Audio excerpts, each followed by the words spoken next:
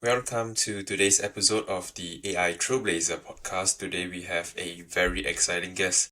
He is none other than Vieri, the co-founder and CEO at DreamDesk. So Vieri, it's a great pleasure to have you here with us on the show today. Let's start off with yourself. What is your background and what led you to start DreamDesk? Yeah, well, thank you for having me. It's a pleasure to get to talk about what we do and what I've done. My name is Vieri Balboni, as you said, and I'm from Italy, born and raised in Florence, and I actually have a background in chemistry.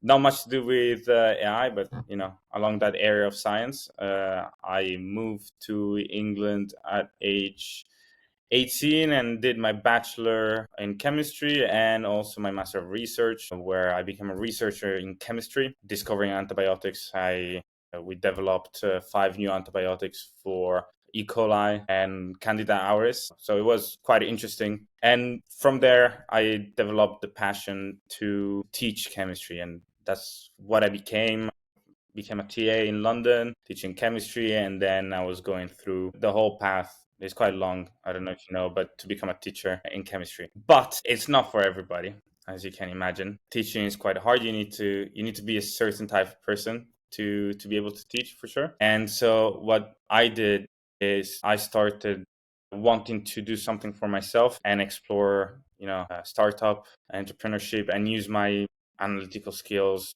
my science skills to best use, and my big passion and very stereotypical passion, I would say, for cooking. So I put up a startup that we would basically partner with gyms all around the UK.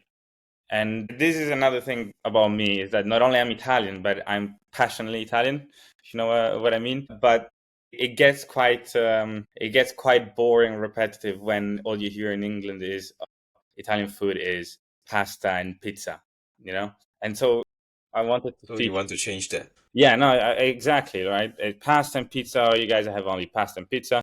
I don't know if you know, but not many people do. Italy has around 5,000 to 100 different recipes, and I wanted to showcase that to the world.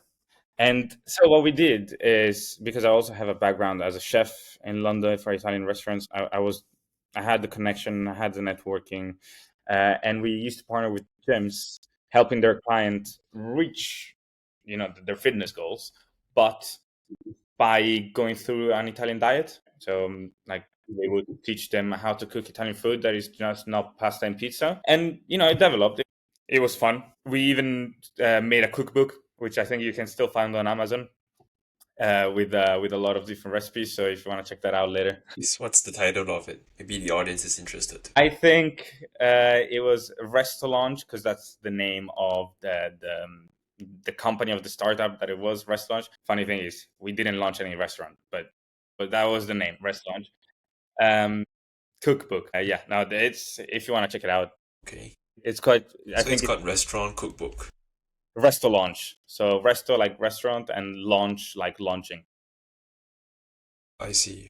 It's a quite a quick. I have to say we put a lot of time into it, design everything. But the startup was going quite well, because at the end of the day, who doesn't like Italian food, and who doesn't like getting in shape while eating well, right? Because the whole value proposition was, we make you good food so you don't have to, let's say, endure the pain of diets, which a lot of people can tell you that it's not that easy. Right. But just to reconnect it to the whole point of the dream desk and the podcast, is that the team grew, but we were basically it was very high speed, and it was very, a high pressure startup, because at the end of the day we did it without any fundings, but got to a So point. it's a meal planning company at this stage. Basically, yes, without the cooking part, right? We just let our client cook, but we would provide with instructions, video recipes, stuff like that. And just like, also what we really liked at that point is that we gave the story of each plate.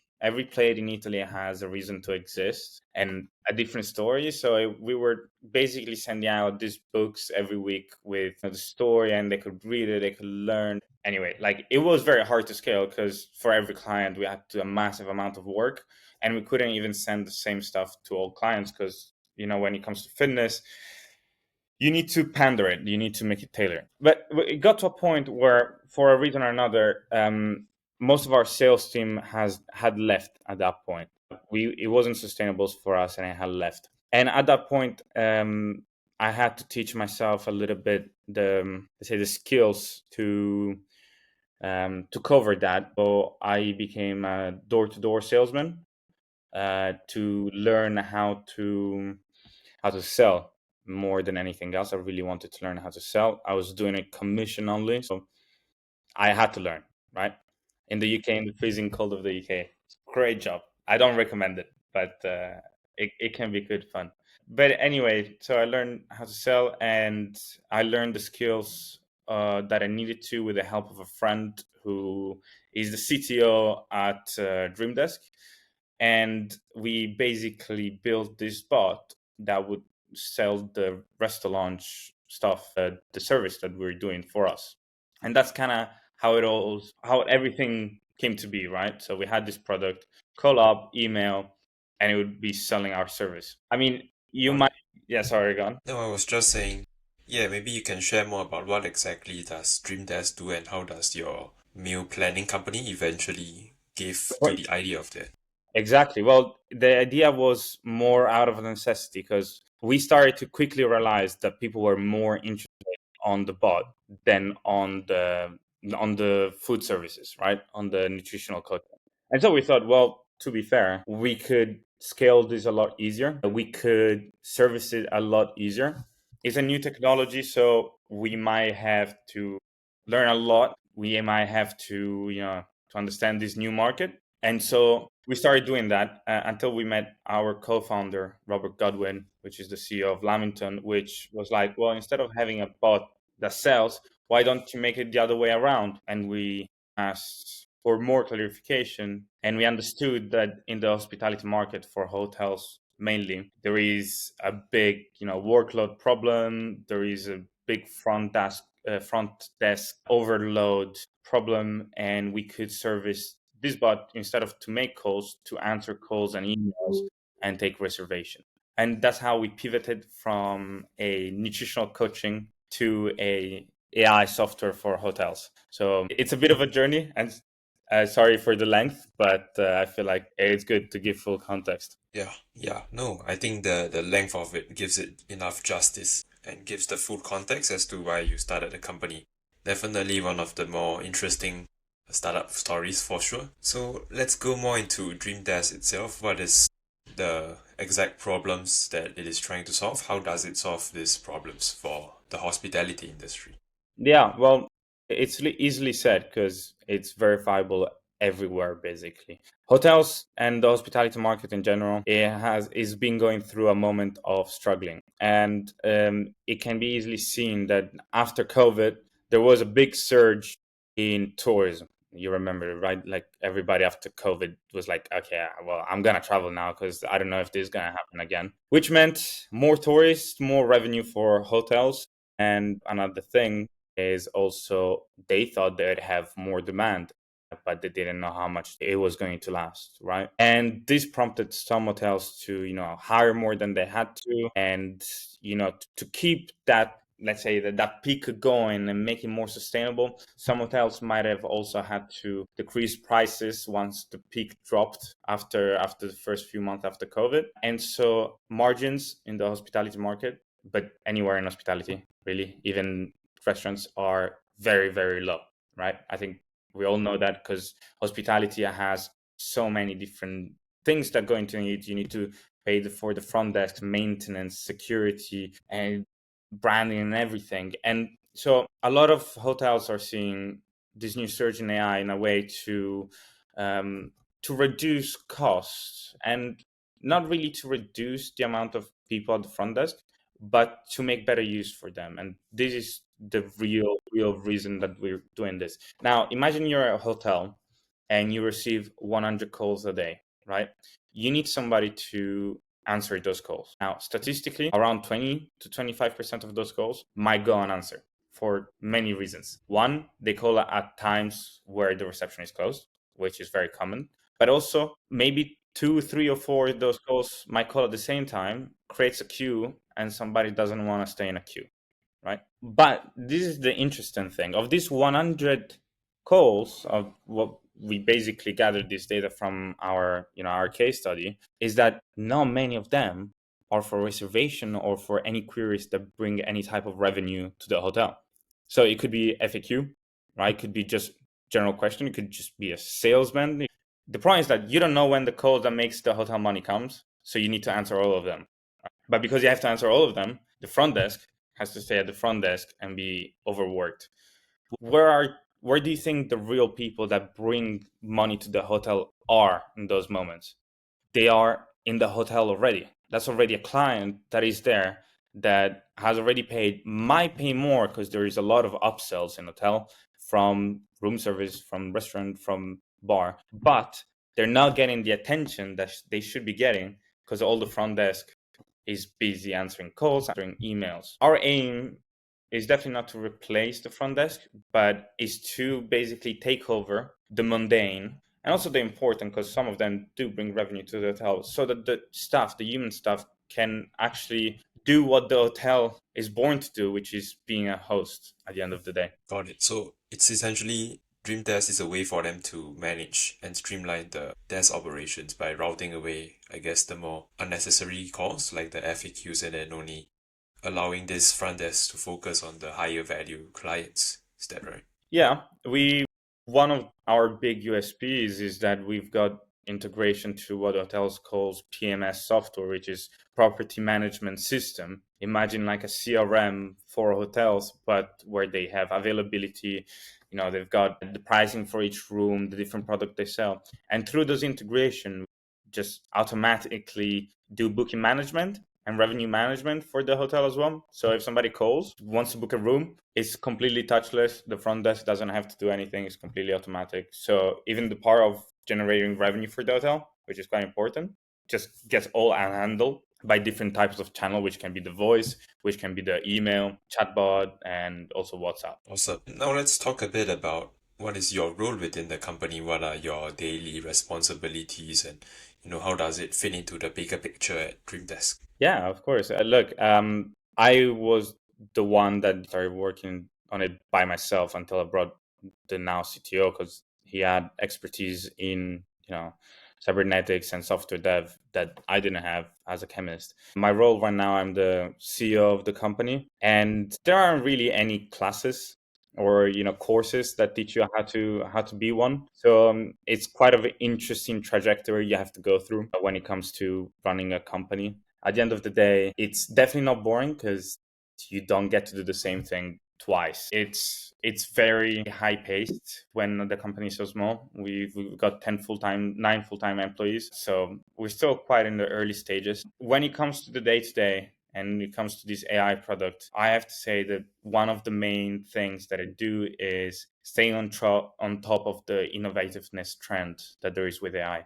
Like so many times that happened, we woke up one day and it's like, there is better technology here we can use. We got to switch, we got to implement this. And it all goes and needs to be used so fast, because if you don't, you might be behind 2 or 3 development cycles after a month. And you got to stay on top of technology, on top of trends when it comes to the new stuff that is coming out, because it's coming out so fast. But definitely when it comes to AI is such an unpredictable technology. I think anybody who has used ChatGPT, I imagine you use ChatGPT, right? Yeah, I do. Yes.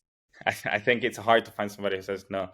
But everybody is acquainted with hallucination. Everybody is acquainted with the AI not acting the way it should or not understanding certain queries. So one of the biggest thing is test, test, test, and making sure that the whole development and company is aligned on what the AI and what our systems should look in a month or so. Right. So you would say that one of your biggest priority right now is to really just continue to stay abreast, stay on top of the latest technological trends so that you can use it Yes, in your company. 100%. And look, my role obviously also and pushes me to do a lot of marketing, to do a lot of networking, to go out there, speak to clients. At the end of the day, one thing, I don't remember who said it, but if you are the CEO or the founder of the company, you should also be its best salesman. And that's definitely true, because it's at the end of the day, it's your babies. You know it better than anybody else.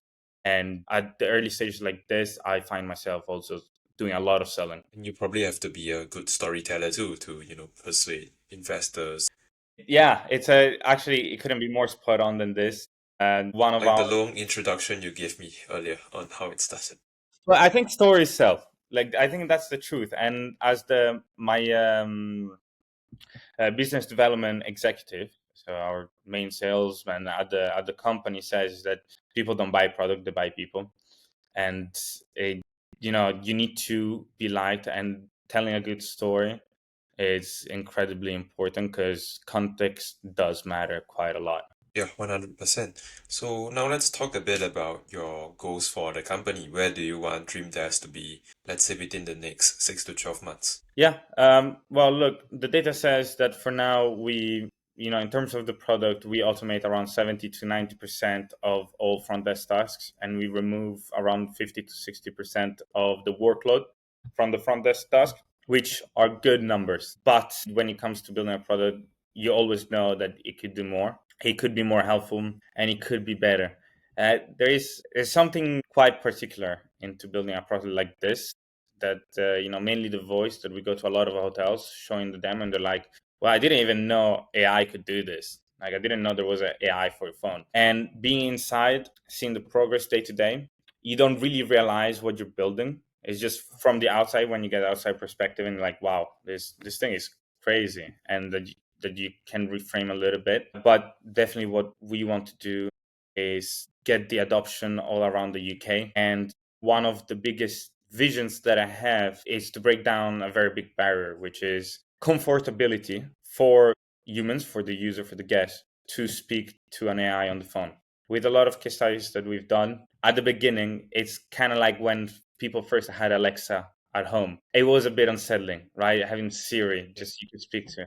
And it still is now for AI, mainly vocal on the phone, conversational. And one of the barriers that we want to break is to make it so good that people will have no problem and find completely comfortable speaking with AI on the phone. And that's kind of my vision. I think with every type of new technology, the same thing happens. Alexa, then saving your credit and debit cards on your computer on Google. At first, I remember it being such a big deal, but there is always a company that breaks the barrier, and we definitely want to be that company. Right. So you mentioned you wanted to make it more comfortable and, change the perception of people speaking to AI voice agents and, finding it unnatural. So what is your plan or strategy to do that? What's your educational marketing plan? Well, first of all, is we need adoption from the hotel, because if there is no hotel that uses it, then nobody's gonna use it anyway,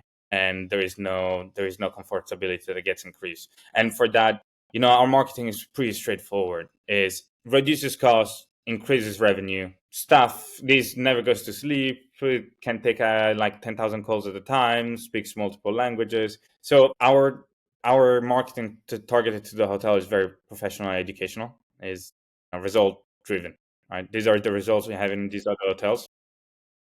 You share what are the channels that you use to market to these hotels? Is it like cold email or is it more of social media or paid Google ads? We have different channels. LinkedIn and LinkedIn ads is good one, expensive, but good one, because you reach the right audience. We have not delved into Meta or social ads yet, but it's definitely press releases, white papers, but mainly is bringing people to our website, and usually through connections and through cold emails, and have them have the customer journey on our website, and have a book a demo with them. The reality is, you can see all this data driven stuff that brings people to the website, but until people have a demo, until the client has a demo, they don't really grasp the possibility that you could really have with this. Yeah, makes sense.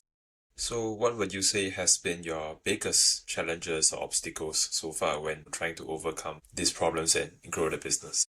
Look, every time I've hired somebody to join, I always tell them, always, being on this startup is like everything's on fire, and you need to extinguish all the fires every single day. And when you're done, tomorrow there's going to be more fires. And it's just a reality, I think, of most startups at the end of the day. But we've had technical issues. Like at some point, the AI would malfunctions. We had the AI calling us instead of receiving calls, and we still have never understood how we solved it or how that happened. But at the beginning, mainly, we were two people building this technology before we built a team, and we really didn't know where to grasp. But I think the biggest challenge for me personally is to learn how to run a company, because things are just, they go much more beyond and much more bureaucratic than just having a vision and telling people, this is the direction we should do this. When I first received the investment from the angel co-founder, I was like, we need a business plan and we need this. And I was like, well, okay, I've never done a P&L. I've never written a formal business plan. And this stuff that you have no choice but to understand and to learn as fast as humanly possible and to do on the go. And there is just so many every single day. So it's just the fact that nobody teaches you how to be a good CEO. Nobody teaches you how to run a company. You just have to figure it out. Yeah, so you've pointed out like you have to put out a lot of different fires every day. But let's say hypothetically, if you had a magic wand to fix one thing in the business right now that is either holding you back or slowing down your progress to get to your goals, what would that one thing be? It would be probably the most insane thing. It would be me. And this very interesting question you're asking, because I've hired people to do marketing, sales, and development, and SEO. That the main reason is because they're much better than me at doing those jobs. Right? I could not do the job that my developers do. But one very specific thing of running a company is that you have to better yourself every day, and because you have to learn a lot of skills.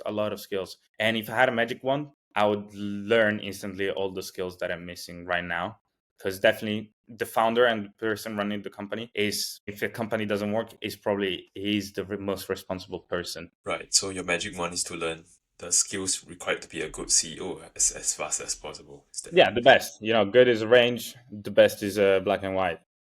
Hmm, got it. Any particular areas or departments within the business that is the most urgent priority for you to fix right now? Is it the product side? Is it the marketing and sales? But there is always something that could be better, but there could be a lot worse as well. So on the department, not really. You could always have one more sale. You could always have one more developer helping you, one more lead. But I'm really happy on the culture that's been developed in the company and the way everybody works and the way departments are run. Definitely, maybe if that can be a put under a department, but not really, is the organization. There is a lot of communication that has to go between department and department, and you don't really grasp how difficult it is for a developer trying to explain something to a marketing that explains something to a salesman. It's like one of those telephone games where you say something and the word gets continuously to change because the technical team speaks on technical terms. The marketing team doesn't understand what it was said. There is needs to be a lot of filtering, which I've been doing. I think I don't know if it's probably like one of the main job that I have now is to basically do this intercommunication between departments. Be like, okay, well, the technical team said this, meant this, marketing team meant this, said this, and it's like they speak on a different language, and you kind of need to be a mediator. Right.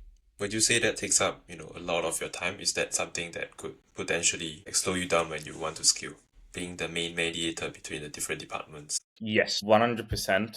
And that's why there is a hierarchy in roles in bigger company. And a lot of that is to filter the necessary information. Like marketing doesn't care about the technicality of the API that we've put up right now. It just needs to know how it's gonna affect our product. So there is, in bigger companies, there is always like a higher up that is able to translate this. And of course, also one of the things is the more you hire in a startup, the more you realize that a lot of your job gets taken away when you're the CEO and the founder.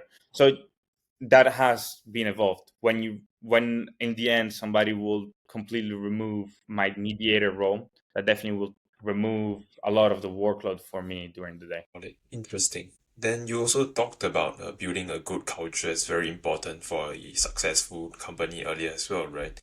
So what would you say has been the main things that you have been doing in order to build a good culture in DreamDesk? It's a good question, and it's one that is hard to answer because I've tried many types of culture. They're all similar, and trying kind of like A/B testing which one is better. I think what we found is that fostering a good environment where everybody feels comfortable to be working there is very important because at the end of the day, when you join a startup, you join an extremely volatile project that could go huge or could die out. It's not something that gives security to the people that work there, and everybody that works there knows this.